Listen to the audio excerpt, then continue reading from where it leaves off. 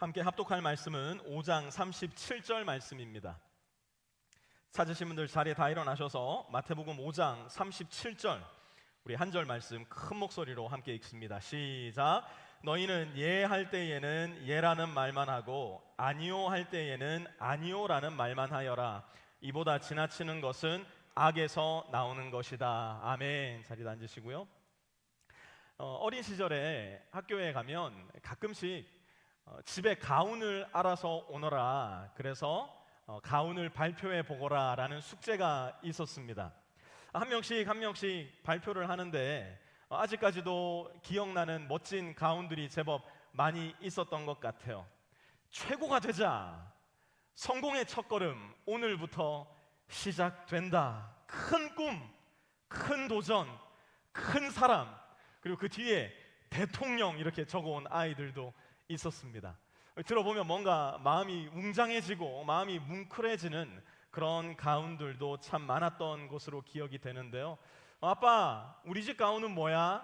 라고 어린 시절 물었을 때 저희 아버지는 우리 집 가운은 정직이야 라고 말씀해 주셨어요.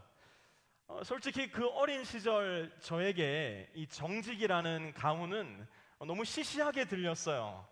다른 집 가운에 비해서 힘도 없는 것 같고 초라해 보이고, 그래서 별로 자랑하고 싶지 않은 가훈. 그래서 내 차례가 되어서 우리 집 가훈은 정직입니다 라고 이야기할 때 왠지 모르게 부끄러워 고개를 숙여야만 했던 기억도 납니다. 하지만 이제는 조금 더 잘 알게 된 것 같아요.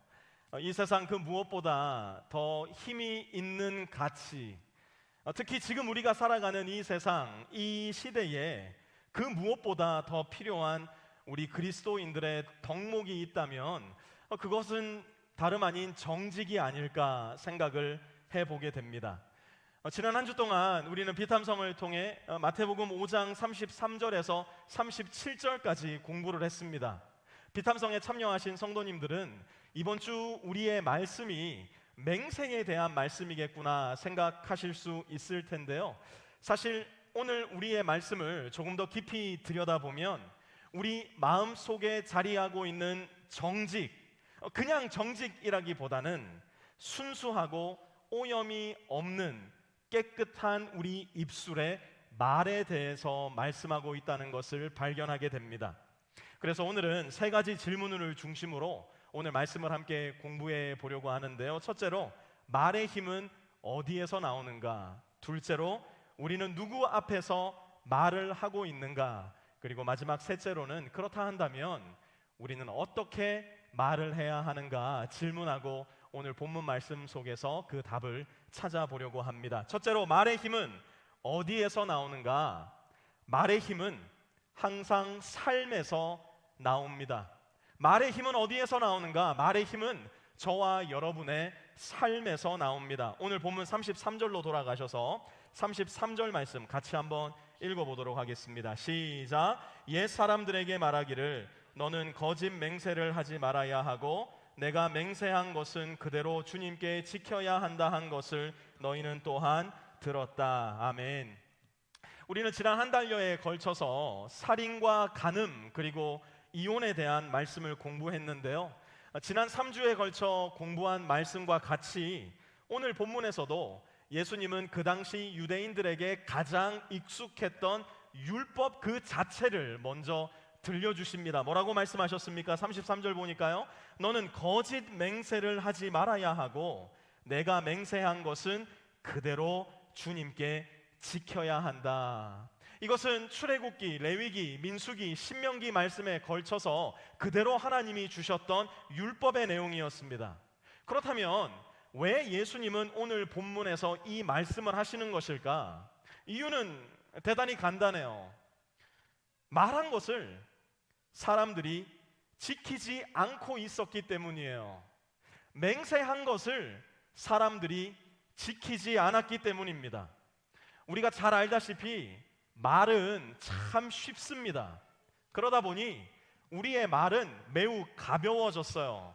말은 간편하고 편리합니다. 그러다 보니 내가 말한 것을 너무나 쉽고 간편하게 잊어버리고 취소하고 때로는 내 마음에 맞게 내 말을 조작하고 거짓말하기 시작한 거예요. 말이 오염되어 버린 겁니다. 우리 말에 거짓이라는 오염 물질이 끼어 들어오기 시작한 거예요. 원래는요, 우리의 말은 항상 진실했어요. 원래 우리의 말에는 거짓이 없었어요. 왜 그랬을까요? 우리는 진리의 근원 대신 하나님의 형상대로 지음받은 존재였기 때문이에요. 진리의 근원이신 하나님의 형상대로 지음받았으니 우리의 말에 거짓이 있을 리 만무하였고, 진리의 근원이신 하나님 형상대로 우리가 지어졌으니 우리는 입을 열 때마다 진리와 진실을 말할 수밖에 없었어요. 그것이 원래 우리의 말이 가지고 있었던 특징이었다고요. 제가 요즘 BBS 준비를 하다 보니까요, 어떻게 하면 아이들한테 말씀을 잘 이해시킬 수 있을까? 그러니까 뭐 요새 막 의상도 이거를 막 입어보고 거울 보고 막 애들 앞에 4살짜리 있다 생각하고 설교를 막 연습하고 이러고 있는데요. 그러다 보니까 오늘 설교 준비할 때도 아이들의 수준에 맞는 설교 도구가 나왔어요. 여기 물이 한 잔 있습니다. 혹시 이 물을 마시고 싶은 분 계신가요? 질문을 바꿔서 이 물 마실 수 있나요? 마실 수 없나요? 제가 마실 수 있다는 거 증명해 보겠습니다. 네, 이 물은 마실 수 있는 신선하고 맑은 물입니다. 그런데 여기에 우리가 거의 날마다 쓰고 있는 간장을 한 방울만 부어 보도록 하겠습니다. 물 색깔이 금세 좀 변한 것 같아요. 그리고 이번 주에도 김치를 담그신 분이 계셨는데, 김치의 주 재료가 되는 하선정 멸치 액젓을 또 몇 방울 부어 보도록 하겠습니다. 그리고 역시 우리가 많이 쓰는 식초도 이 물에다가 몇 방울 타보도록 하겠습니다. 저는 식초의 냄새가 이렇게 센지 잘 몰랐어요. 이 앞에 식초 냄새가 가득합니다 지금. 그리고 한국인이 사랑하는 고춧가루도 조금만 넣어보도록 하겠습니다. 이 물 마실 수 있는 물인가요? 제가 한번 도전해 보도록 하겠습니다. 감사해요. 다들 아무렇지도 않게 마셔봐 마셔봐 이러면 상당히 곤란할 뻔했는데, 이 물 한번 제가 도전해 볼게요. 네, 뭐 그 옛날에 무한도전인가요? 거기서 막 까나리 액젓 먹고 그랬잖아요. 그 사람들은 돈 많이 받잖아요. 그거 한 잔 마시고. 근데 이거 마시라 그러면 마실 수 있는 분 아마 한 분도 없지 않을까 싶은 생각이 들어요. 문제는요, 간장이 한 방울 들어갔냐 10방울 들어갔느냐가 아니에요. 문제는 까나리 액젓이 한 숟갈 들어갔냐 10숟갈 들어갔느냐도 아닐 겁니다. 아이고 고춧가루 그거 한 숟가락밖에 안 들어갔는데 뭘 그거 못 먹는다고 난립니까? 본질은 그게 아니에요. 본질은 깨끗한 생수 한 잔에 불순물이 한 방울이라도 들어갔느냐 안 들어갔느냐가 문제의 본질입니다. 우리의 말이 그래요. 우리는 쉽게 그렇게 이야기합니다. 아유, 제 말에는 거짓이 10% 정도밖에 없었어요. 제 말의 90%는 진실이었는데요. 에이, 제 말에 아주 조금 왜곡이 들어갔을 뿐이지 거의 대다수는 진실한 말이었어요. 우리는 그렇게 이야기해서는 안 된다는 거예요. 문제의 본질은 뭐냐? 내 입술의 말에 거짓이 한 방울이라도 들어갔는가, 들어가지 않았는가, 그것이 우리 말이 가진 문제의 본질이라는 겁니다. 본질은 우리 말에 거짓이 조금이라도 들어있느냐 없느냐예요. 그렇다면 한번 생각해 봅시다. 도대체 무엇 때문에, 도대체 언제부터, 도대체 왜 우리 말에는 거짓이라는 불순물이 섞이기 시작한 걸까요? 오늘 나는 왜 나의 말을 거짓으로 오염시키는 것일까요? 이유는 간단해요. 우리의 말이 우리의 삶을 따라가지 못하기 때문에 그렇습니다. 우리는 너무 급하게 말해요. 너무 쉽게 말하고요. 너무 가볍게 말을 뱉어냅니다. 그러니 우리의 삶이 우리의 말을 따라갈 수 있는 힘이 없는 거예요.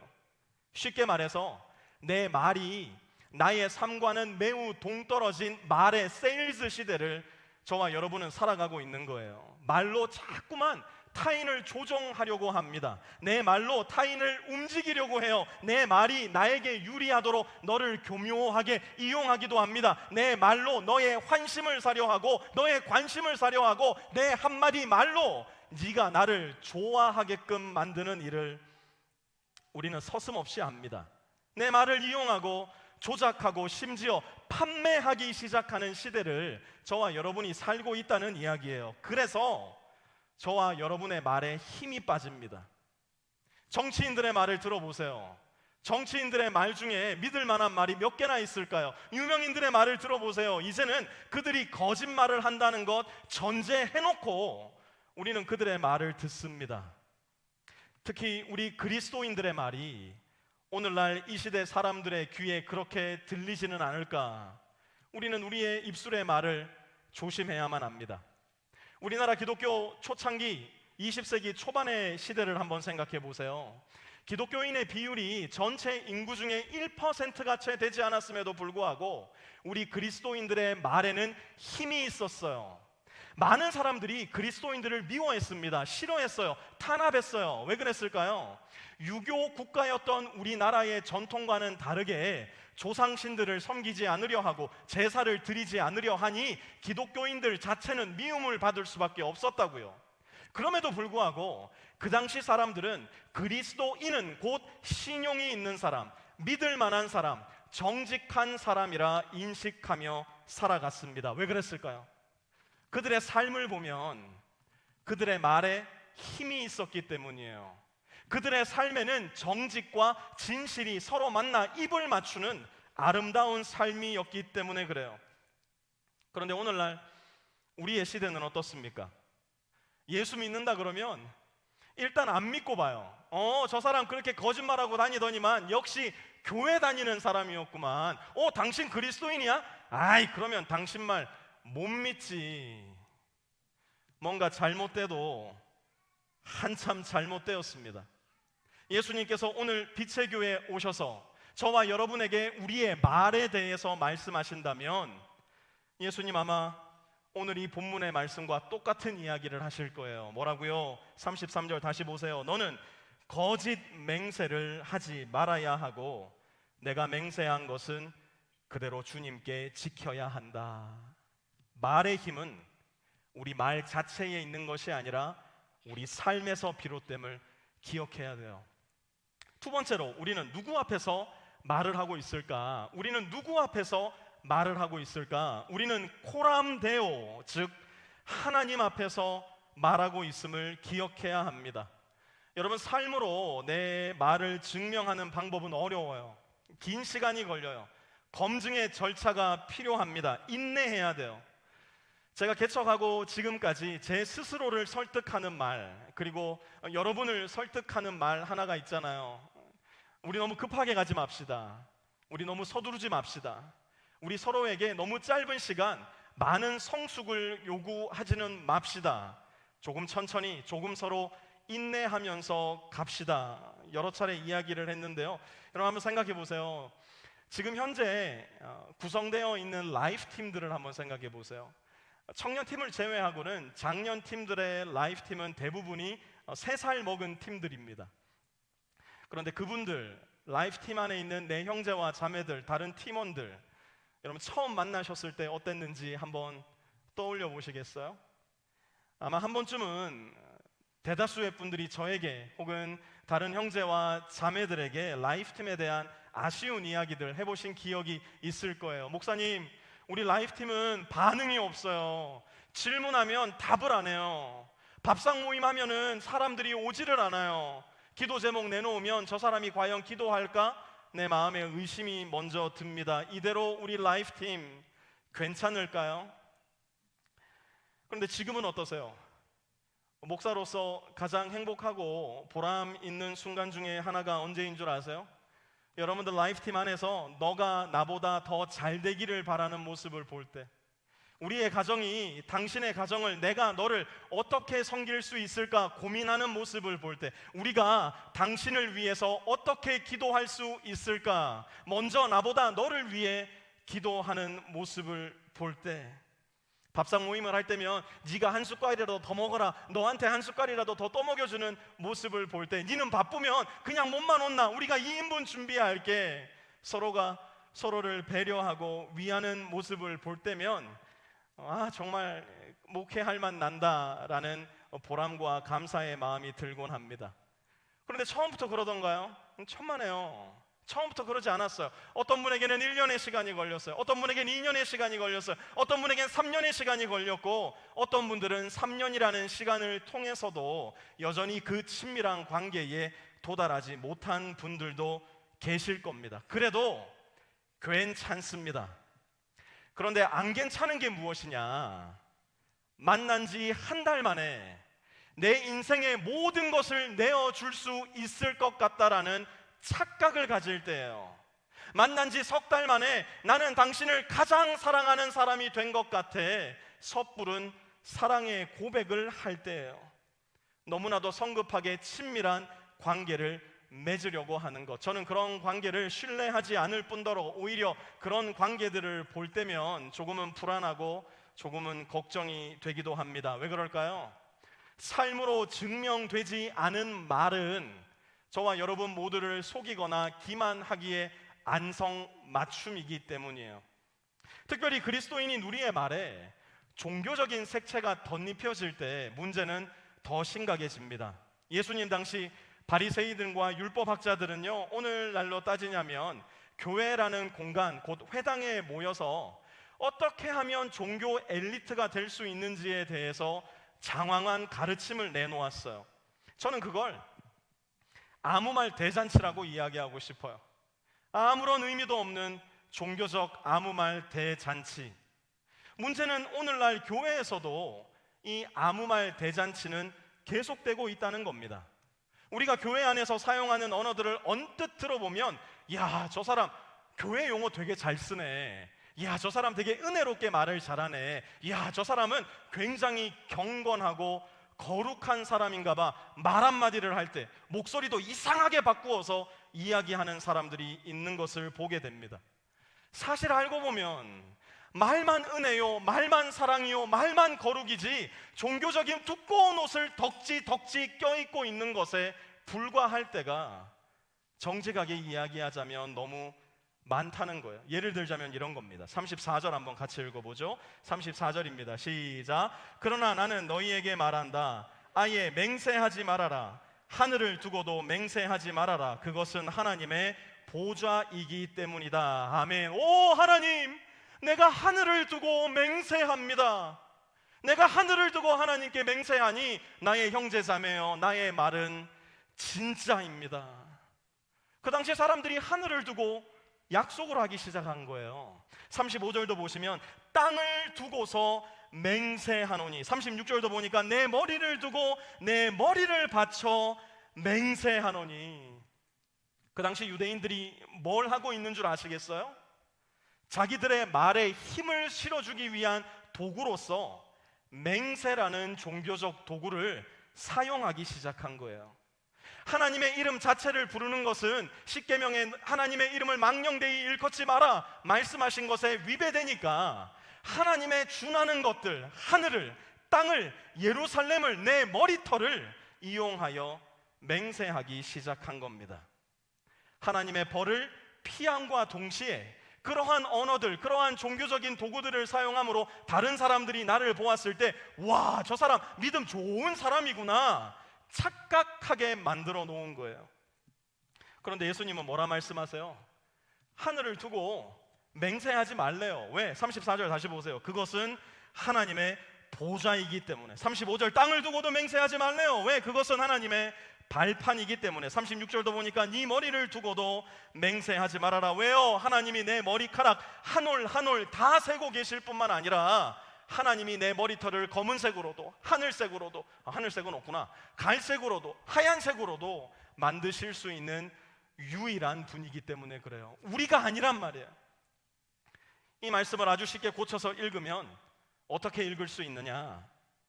하늘에는 하나님이 없는 줄 아느냐? 땅에는 내가 없는 줄 아느냐? 네 머릿속에는 내가 없다고 생각하느냐? 네 마음에는 내가 없을 줄 아느냐? 나는 어디에나 있고 무슨 말이든 듣고 있으며 들리지 않는 너의 마음까지도 다 헤아려 알고 있다. 이걸 라틴어로 멋있게 이야기하면 코람 데오, 무엇 앞에서라는 코람과 하나님이라는 뜻의 데오 합쳐서 하나님 앞에서 코람 데오라고 이야기할 수 있을 겁니다. 저와 여러분 모두는 하나님 앞에서 살아가는 사람들이에요.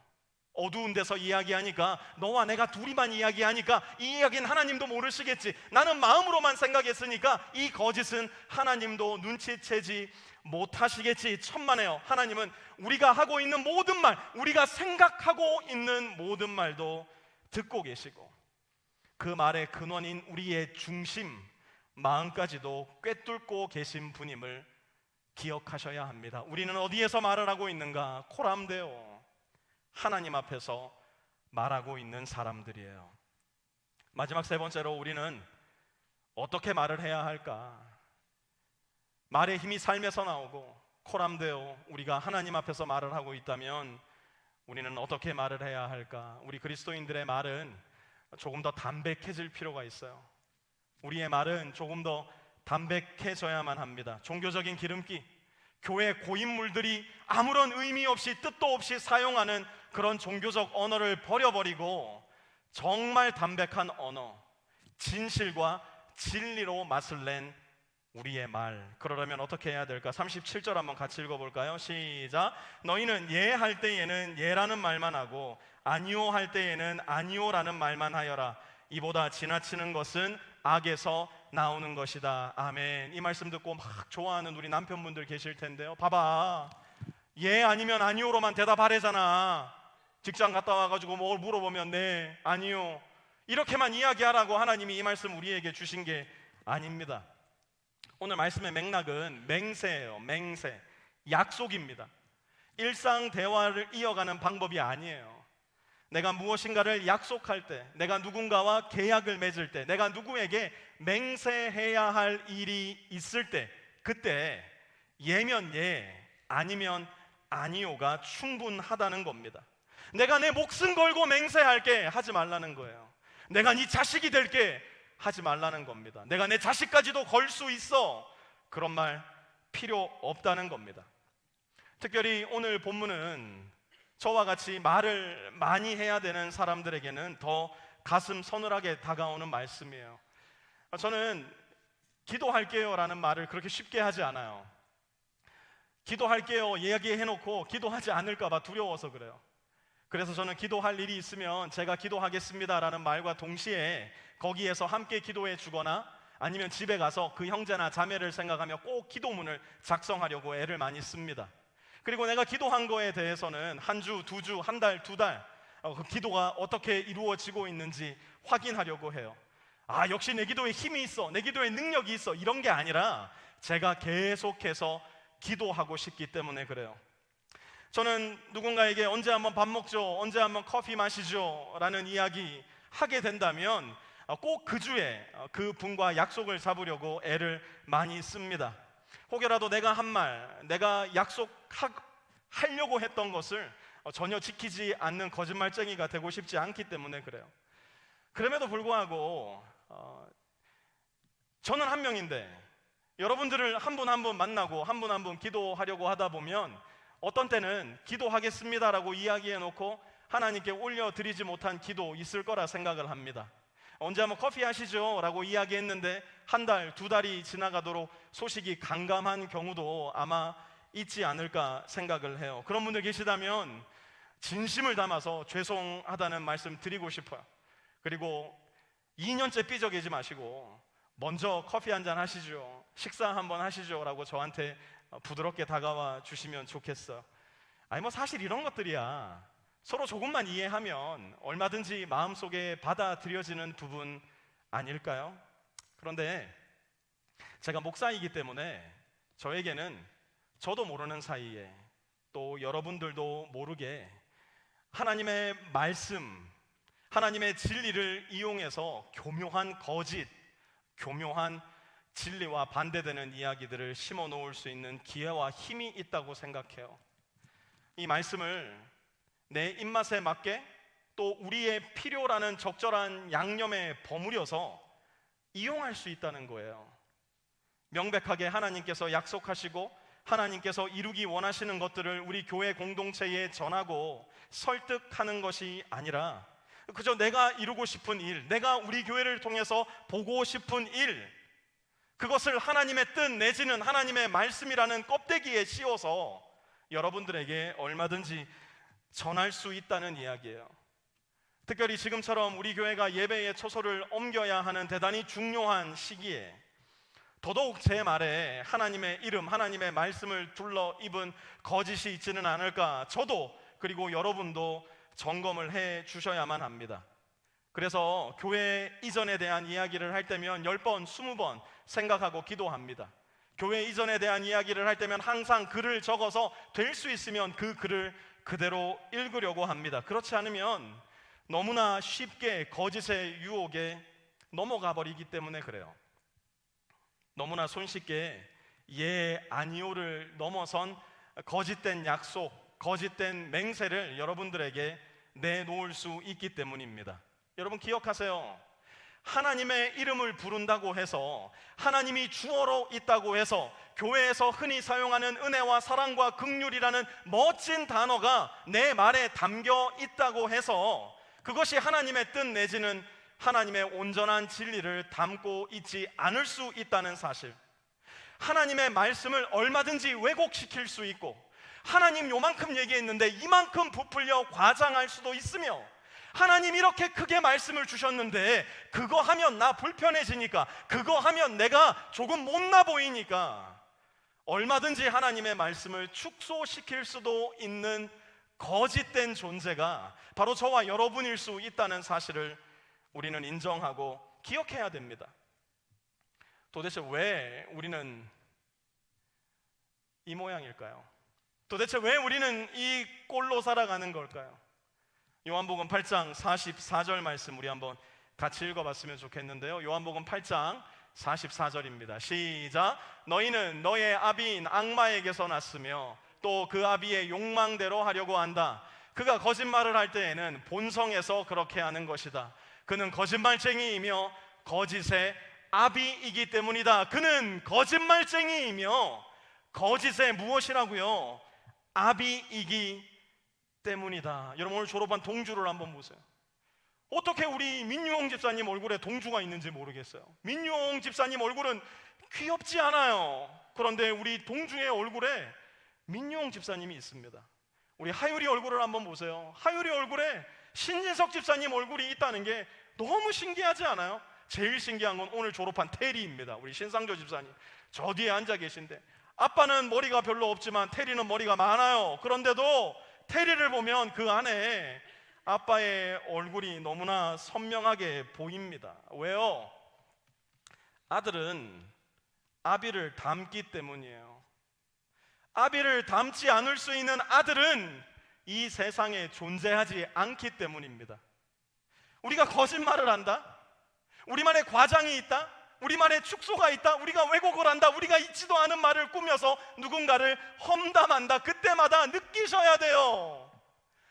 아, 나는 거짓의 아비인 사탄을 닮았구나. 거짓말을 할 때마다 아파야 돼요.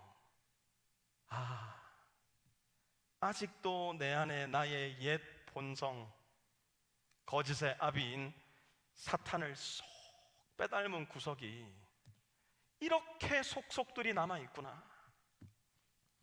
그런데 이것보다 더 중요한 게 뭐냐? 요한복음 16장 13절 말씀입니다. 같이 한번 읽죠. 시작. 그러나 그분 곧 진리의 영이 오시면 그가 너희를 모든 진리 가운데로 인도하실 것이다. 아멘. 여러분 잘 들으세요. 저와 여러분은요 원래는 거짓의 아비인 사탄의 자녀였습니다. 그래서 우리 마음에 품을 수 있는 생각은 거짓된 생각밖에는 없었어요. 너무나 자연스럽게 우리의 마음에는 거짓이 끊임없이 생산됩니다. 우리 마음은 거짓 공장이에요. 그 결과가 뭡니까? 우리의 입에서 거짓말이 나오는 거예요. 왜곡된 말이 나오는 거예요. 너를 향한 험담이 나오는 거예요. 있지도 않은 말을 부풀리고 있는 말을 축소하는 거짓. 그로 인한 결과가 뭐예요? 영원한 사망, 곧 지옥의 형벌 밖에는 우리가 물려받을 유산이 없었다고요.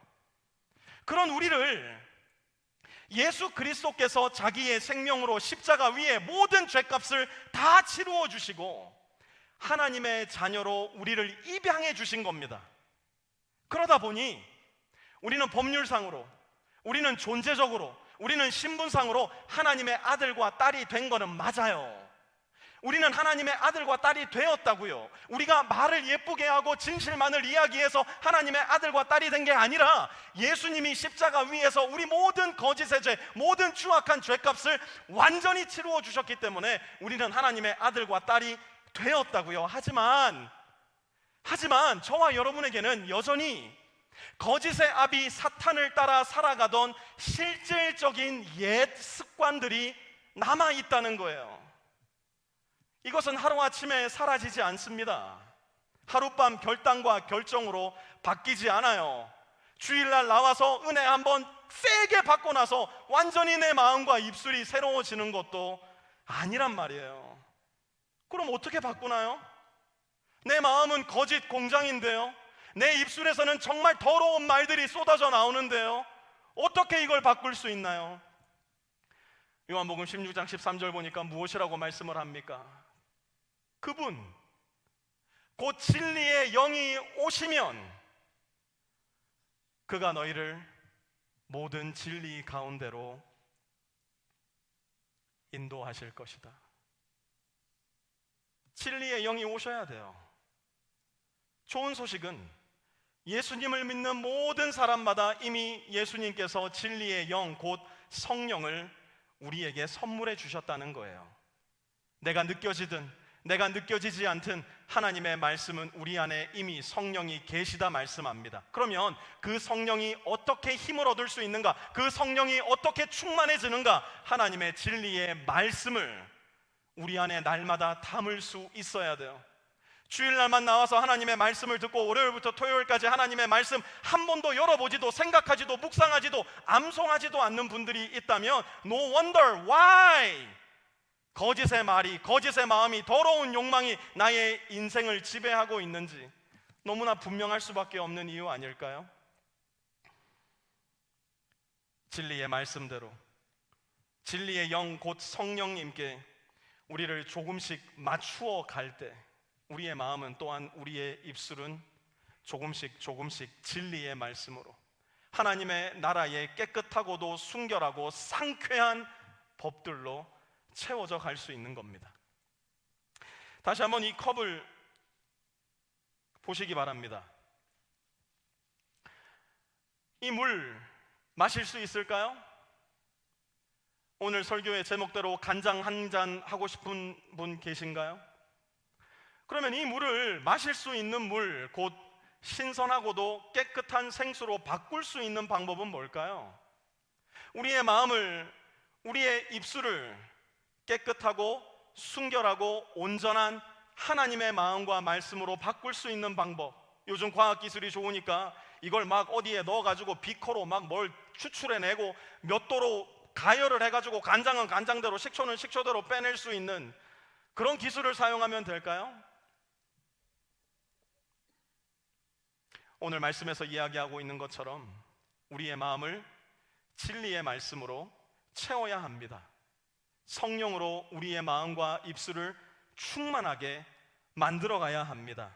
비록 내 마음과 내 입술은 더럽지만 오늘 하루 하나님의 순결하고 깨끗한 말씀을 내 마음에 채울 때 여전히 내 마음은 더러워요. 여전히 내 마음은 깨끗하지 않습니다.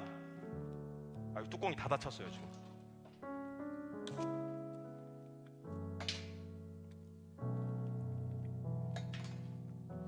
진리의 말씀을 물의 뚜껑을 여는 것처럼 열어서 내일 월요일도 더럽고 추한 내 마음 가운데 맞아들이는 거예요.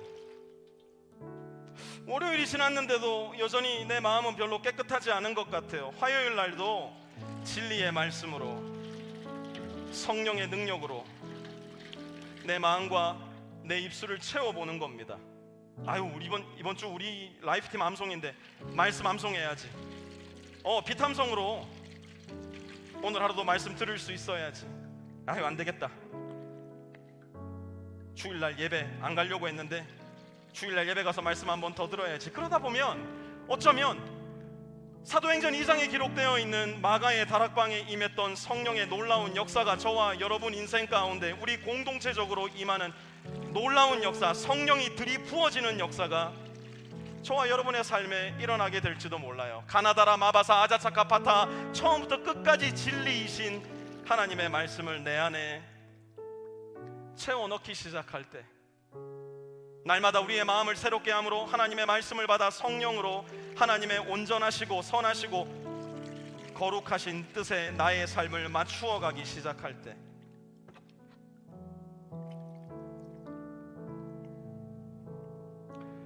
이 정도면 마실 수 있지 않을까요?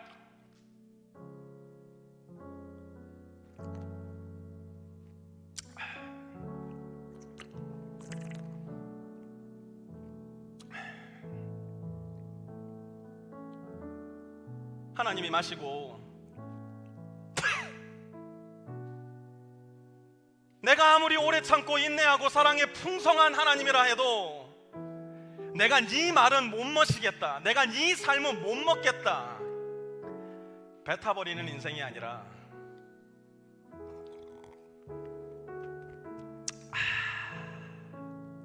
내 사랑하는 아들, 내 사랑하는 딸, 너의 인생아, 너의 말아, 너의 마음이여, 어찌 이리도 나의 입에 나의 마음에 달콤하단 말이냐. 저는 하나님이 제 인생을 향해 그렇게 말씀해 주셨으면 좋겠어요. 마실 수도 없는 물과 같은 인생, 더럽고 추하고 거짓으로 가득한 나의 마음과 입술이 아니라 누가 보아도 순결하고 깨끗하고 시원한 인생, 저는 저와 여러분 모두의 인생이 하나님 앞에 또한 이 세상 가운데 그러한 인생이 되시기를 바랍니다. 우리 자리 다 일어나셔서 하나님 앞에 들은 찬양, 들은 말씀 기억하시면서 이렇게 함께 찬양했으면 좋겠습니다. 무한 시절 지날 때, 깊은 한숨 내쉴 때,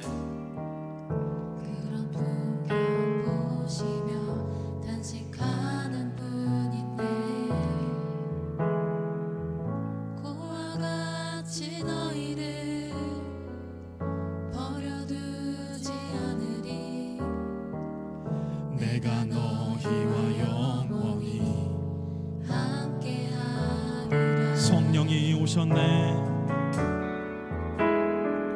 성령이 오셨네, 성령이 오셨네, 내 주에 보내신 성령이 오셨네. 우리 인생 가운데 친히 찾아오셔서 그 나라 꿈꾸게 하시네. 다시 한번 허무한 시절, 무한 시절 지날 때, 깊은 한숨 내쉴 때, 그런 풍경 보시며 단식하는 분 있네. 그와 같이 너희를 버려두지 않으리. 내가 너희와 영원히 함께하리. 억눌린 자, 갇힌 자, 억눌린 자, 갇힌 자, 자유함이 없는 자, 피난처가 되시는 성령님께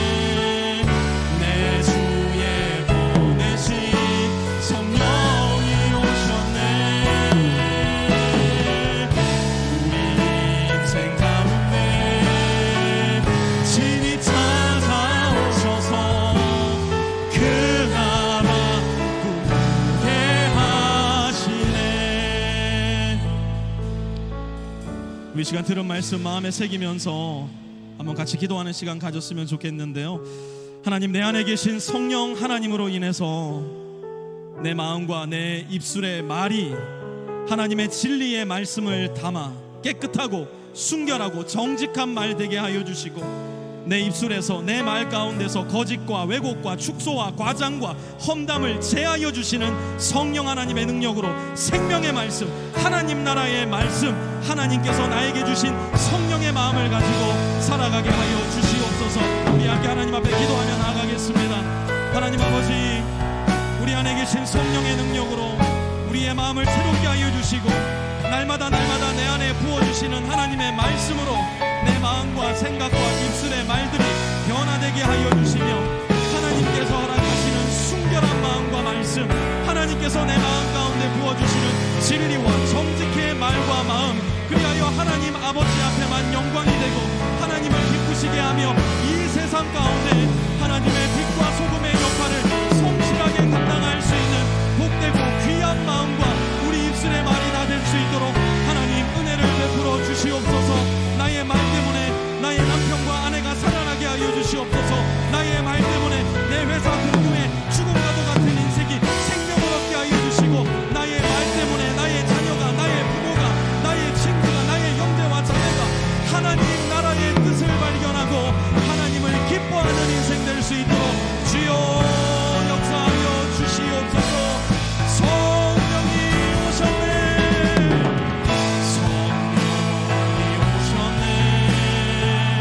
성령이 오셨네. 내 주에 보내신 성령이 오셨네. 우리 인생 가운데 친히 찾아오셔서 그 나라 누리게 하시네.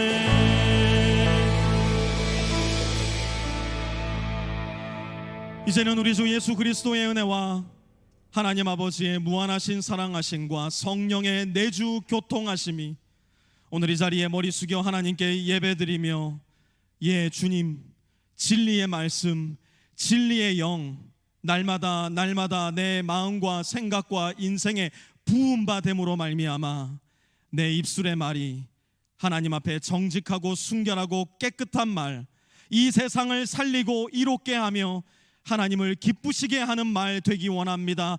다짐하고 헌신하며 세상 가운데로 나아가는 우리 모든 빛의 성도들 머리 위에와 그들의 가정 위에, 직장 위에, 기업 위에, 모든 관계들 위에도 이제로부터 영원토록 함께하옵시기를 간절히 축원하옵나이다. 아멘.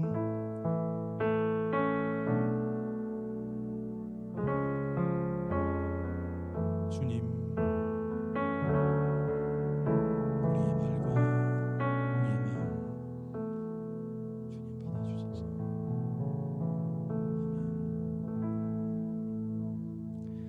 아멘. 바로 우리 VBS 발런티어 모임 하려고 하니까요, 발런티어 신청하신 분들, 또 신청하지 않으셨지만 참여하기 원하시는 분들은 본당 앞쪽으로 모여주셔서 우리 강요일 전도사님 이야기 함께 듣도록 하겠습니다.